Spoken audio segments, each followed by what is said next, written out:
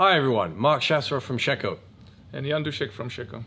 So, pleased to announce our first ever Atmosphere China 2018. We're going to be holding this in April next year. April 12th, yes. And that's the same week as? It's just the day after the China Refrigeration 2018. Actually, the last day of the China Refrigeration will start the event. And as everyone knows, China Refrigeration is the event for the industry that happens every year.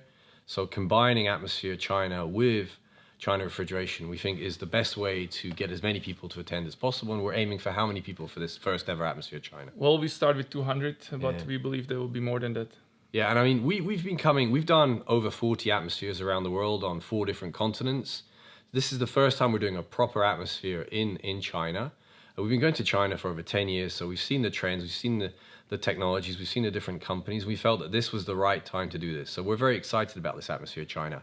There's a lot of interest, and we see that the Chinese market is really moving towards natural refrigerants, and it's serious this time. It's not just a fashion, okay? So, Jan, tell us a little bit more about the program and what's going to be, what are going to be the key features of this event? Maybe before that, the background of what's happening in China. We have just this year we came to China with I think 6 times, and there's a massive increase in the number of CO2 heat pumps in the commercial sector. There's over 40 subcritical CO2 systems. We now talk about the first transcritical that will be opened in January. So all of this is adding a lot of momentum.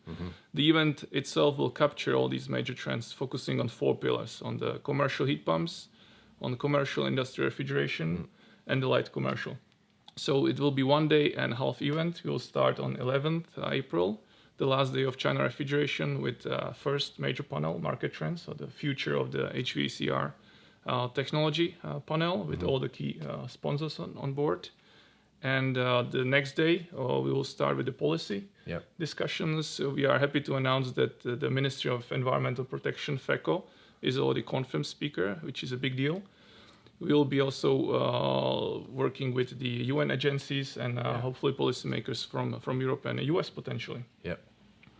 After that, we will be focusing on the end-user panel, which is really some of the most important session of the Atmosphere anywhere we organize.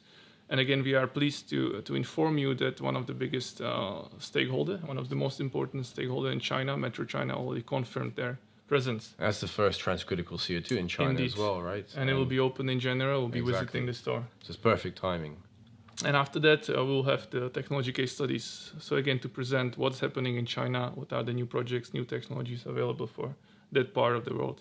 Okay, some really exciting stuff coming from Atmosphere China. And I think that this will become one of the main atmospheres that we do each year, together with the European and American markets. So this is going to grow fast. The Chinese market is going to grow fast. A lot of Chinese players involved, a lot of international players wanting to do business with the Chinese in China as well as abroad. So we want Atmosphere China to become that platform for natural refrigerants. So looking forward to it. Maybe important to mention that this will be simultaneously translated. Again, we want to be the bridge between the local industry and all the international suppliers. So again, looking forward to seeing you on 12th April. Okay, see you in Beijing. Bye-bye.